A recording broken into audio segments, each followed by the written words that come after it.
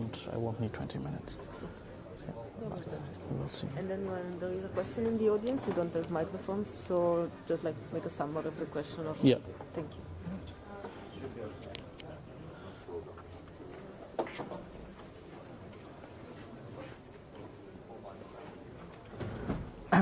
All right, so hello, I am Nick, or my full name is Dominic George.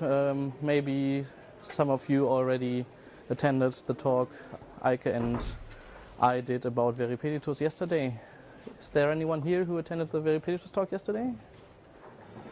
Okay, so I have to start off with a few excuses. I know you never do this in a talk, but first thing is the preparation for this was a 2-hour workshop, and it is now cut down to a 25-minute talk. So I will give you a quick introduction into OSMAlchemy.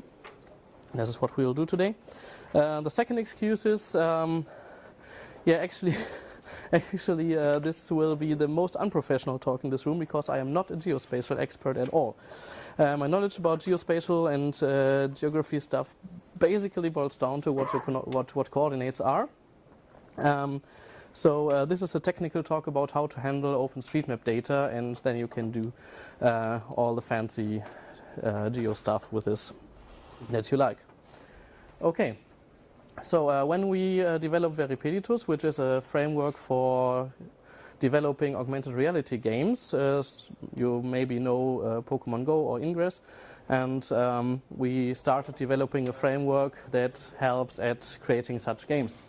And we wanted to bind game objects like items and non-player characters and stuff like this in this framework to OpenStreetMap objects. So we didn't only want game developers to be able to just let items and characters spawn at given geolocations, but also at objects that are tagged on OpenStreetMap. And so we had to find a way how to get hold of the full set of OpenStreetMap live data, which is, well, there are basically two ways to do this. One way is you can directly access the OpenStreetMap API, and you can do this once, you can do this twice, but if you do this a few thousand times, then they will sooner or later get a bit angry with you, or the service will just not let you access it anymore. You can't do this in a centralized server application. And the second way we could have gone is we could have just downloaded the whole planet data from OpenStreetMap, imported it in a huge database, which is, I don't have exact numbers, maybe one of you has. I think it's compressed in a tarball, it's 1.5 terabyte or something, don't know. So, and we didn't have the resources to handle this, and we couldn't set up a database instance to work with this data. And then we came up with an idea, or let's say we thought what needed to be done. We wanted to have all of OpenStreetMap available, not just a subset, but we wanted to have all of it. So people creating augmented reality games on the server, they shouldn't be limited in what they could do with the data. We wanted the application itself to only load relevant data, not the full set. And the data should we wanted the data to be available on the local server at any point in time, and not load it from the OpenStreetMap API every few seconds. There were a few cool add-ons that we wanted to add. First of all, we were using SQLAlchemy, which is an object relational mapper for SQL-based databases in Python. Who of you knows SQLAlchemy? This is great. For those who don't, as I said, it is an object relational mapper, which basically allows definition of database tables and views in pure Python objects. And you can access them as pure Python objects, and the mapper will do all the work with the creating the tables in the SQL database, maintaining relations with foreign keys, and all of the stuff. We wanted to keep this transparent, so developers using SQLAlchemy could just use OpenStreetMap as if it were available in the local SQL database, even if it isn't. So let's say the application is querying for any object tagged shop equals bakery somewhere in a bounding box. And then they just make an SQL query, and then OSMalchemy kicks in and says, oh, I don't have this data available, I get it from OpenStreetMap, places it in the database, but this is all completely transparent for the developer. Yeah. Okay, we can. This slide is a bit outdated because due to the cutting of the 2-hour workshop, I now reuse the presentations from another conference. But still, yeah, OSMalchemy is not yet so stable. We are using it in Veripeditus and it works quite well. It gets slow at some points when it gets many concurrent accesses, but it works quite well.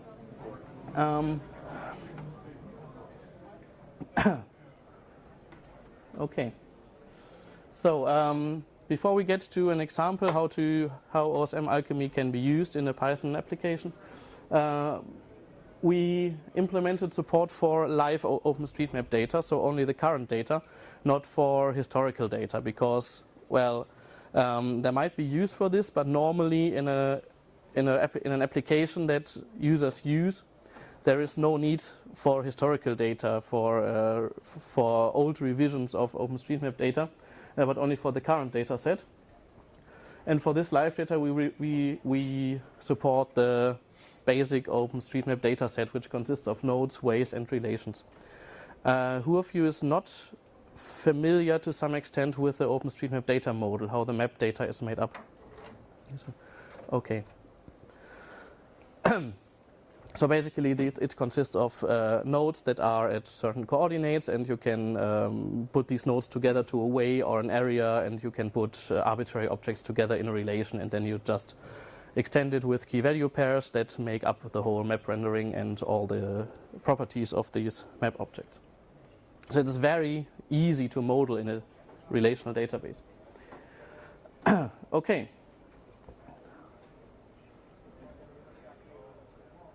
So we use the overpass API in the back end, which is a bit, it works a bit better in this case, and it also allows public access a bit more than the base OpenStreetMap API. The most important component then is an SQL to Overpass SQL compiler. You know, Overpass uses this kind of domain-specific language to query tags and bounding boxes and all the kinds of data. But as I said, we wanted the developers to only need to use SQL or the SQL wrapper in OSMalchemy. And so first thing we did is we built a compiler that gets an SQL query from OSMalchemy, translates it, it compiles it into an Overpass SQL program and sends it to the Overpass API, and then imports the resulting XML data back. And we implemented, of course, some caching, so OSMalchemy can actually figure out that some data is already available and doesn't need to reload it from the internet. So the basic flow in OSMalchemy is, for example, we query for nodes within a bounding box. It jumps into it is triggered by the OSMalchemy module, intercepts the query, compiles it to Overpass SQL. Then it gets a normalized hash of this program and looks in the database when this query was last run, if it was run at any time. If it was run recently, then it just returns and does nothing and lets OSMalchemy provide its data from the SQL backend. And if not, it does this whole importing Overpass SQL dance and all that. Right.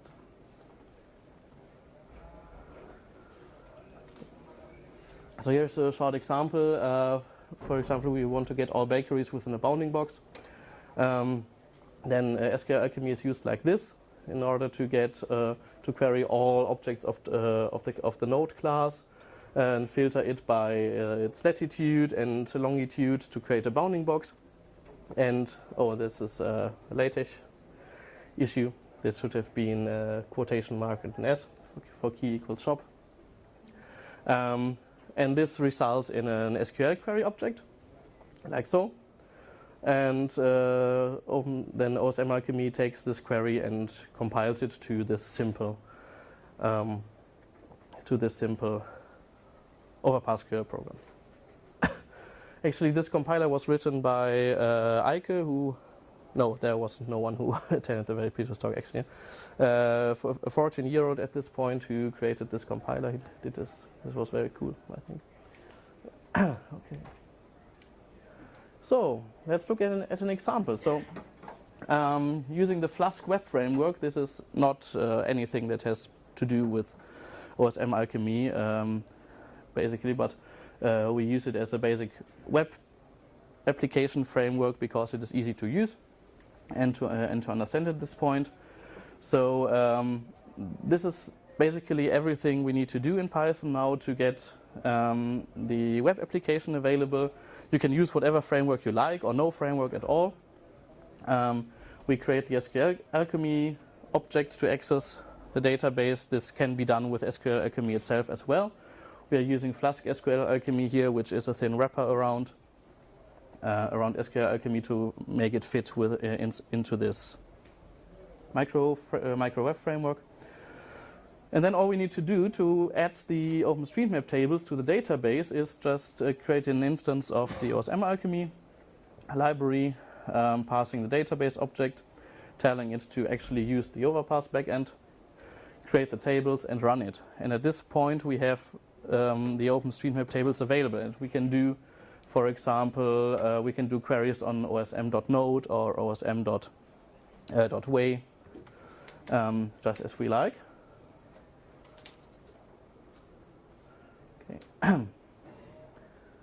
So this is a slightly extended version of the program. It's a few more lines. What we added is this. This is for Flask Restless, which simply creates a RESTful interface, a JSON interface that you can query using HTTP. And so with this simple program, we already have a program that gives us all of OpenStreetMap with a JSON interface, with local caching and with not using nothing but a plain SQL database that we have and the OSMAlchemy and the magic in the background. So, but at this point, we could already just, well, with no authentication and nothing at all, this is very basic, but you could now just go and create a web front end using AngularJS or jQuery or whatever you like, and just access the OpenStreetMap data with, well, whatever HTTP, localhost, /API, /node, and then query for anything you like. And yeah, this is not so exciting because you could actually do this with OpenStreetMap. You could actually query OpenStreetMap from JavaScript itself and wouldn't need this the server. But it gets more important when we want to link OpenStreetMap data with our own data in SQL. And this is a very neat thing. We can now put a foreign key in our own database table that maps to an OpenStreetMap object.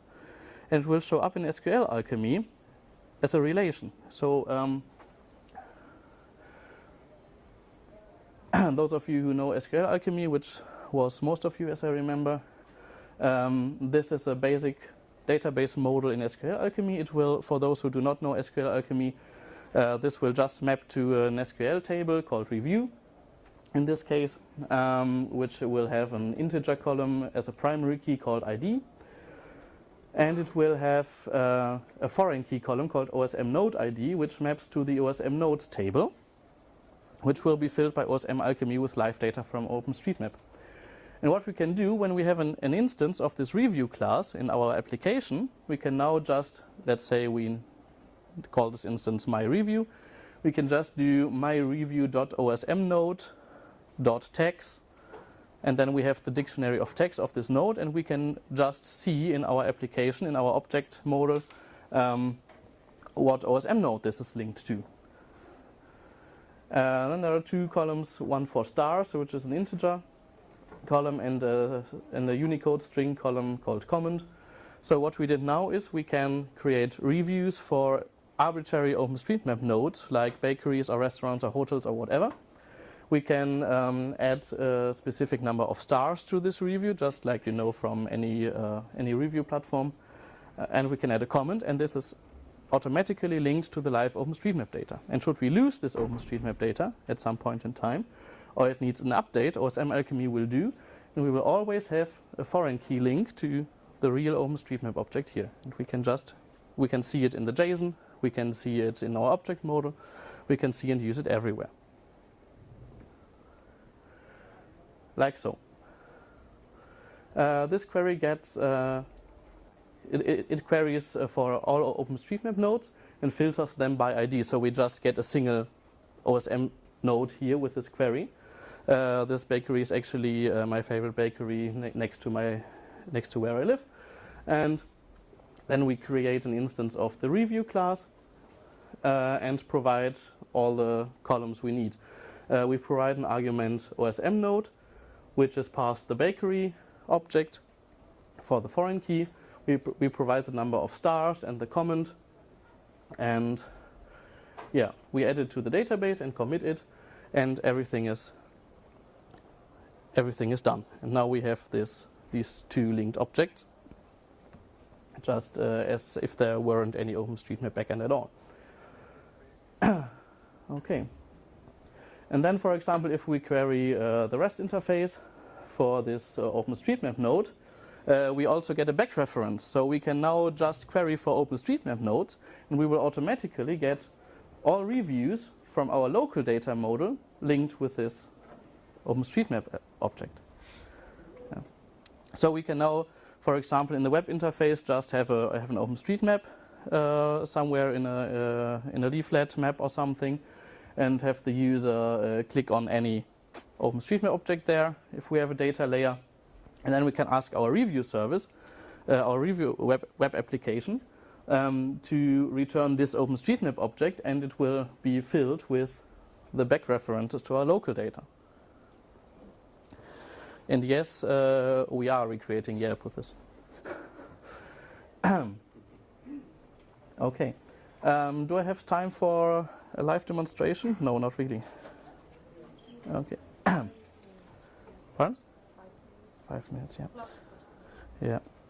Okay.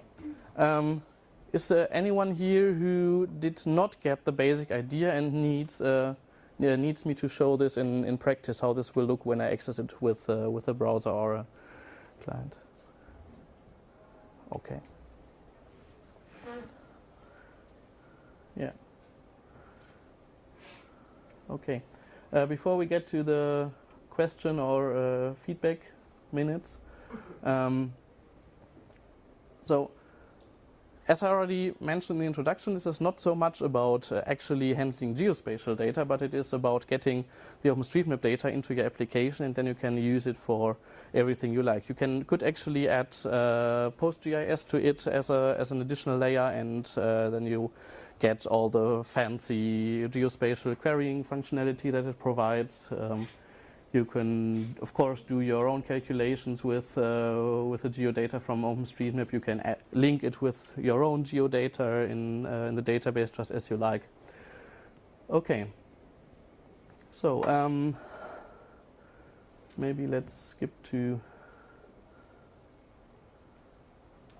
this first.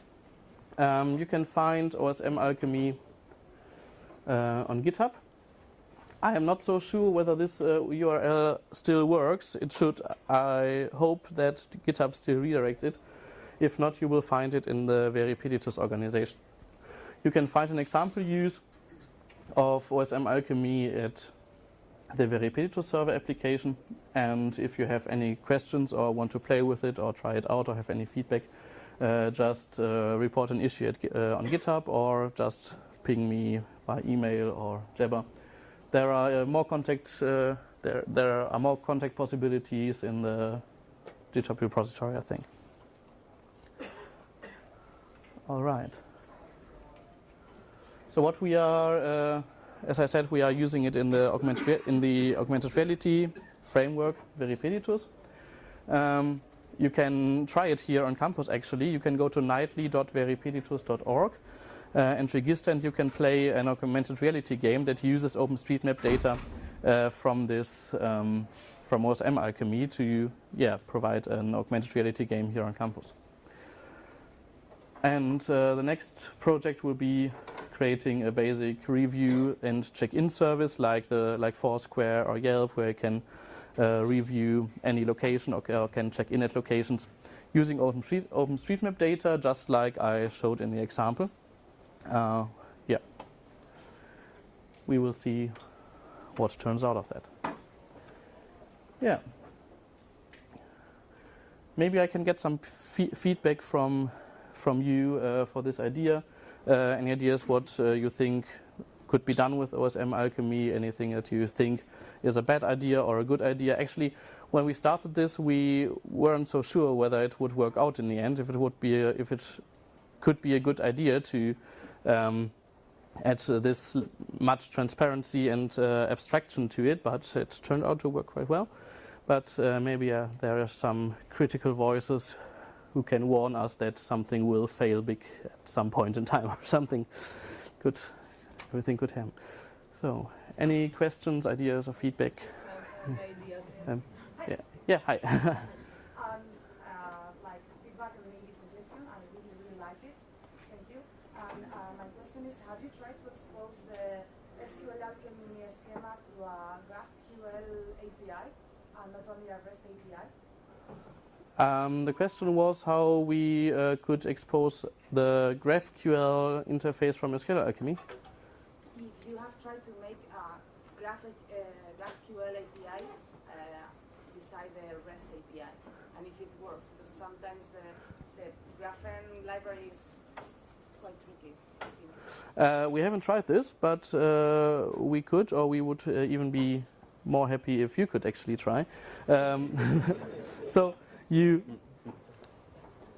OSMAlchemy is limited to creating these to creating the database entries on the fly, and the rest is pure SQLAlchemy. We didn't modify SQLAlchemy. We just add triggers to get the data online. So if what you imagine to do with GraphQL works with the basic SQLAlchemy, it will also work with the OpenStreetMap data that gets into it. So neither SQLAlchemy, SQLAlchemy doesn't know that there is OSMAlchemy. It just runs the trigger code and then it forgets about it. Yeah, it's you. Can I throw random overpass API queries at good, or do I have to use the queries? Actually, you could also throw overpass queries into OSMAlchemy. We do not expose this API, but in Python you can use whatever functions from a module that you like. So you could do this. We do not expose it right now because we really only have this transparency through SQLAlchemy. But you could, yeah. We could probably expose it as well, yeah, if it is important. Yeah. The local bakery disappears. Does it disappear at the local data set? If the local bakery disappears, then it will at some point disappear from the database. It will be, if you enable caching in OSMAlchemy and it doesn't look at the object within, let's say, a day or so, then it won't vanish for a day. But then it will, of course, vanish, yes. But there, because OpenStreetMap objects could vanish, we did not add hard foreign key constraints to the data model. So your database won't get inconsistent when the OSM nodes vanish. So you will still, in this example, keep the reviews, and you can probably link them to another OSM element in some maintenance code or something, or just drop them. Yeah. Okay. I am a bit short-sighted. Sorry. So, any more questions? Yeah, at the back. Can it work offline? Pardon? Can it work without access to the overpass API server? Yes, it can. The question was whether OSMAlchemy can work offline without accessing overpass. And yes, it can. Well, Of course, you will have to make sure to get the data you need imported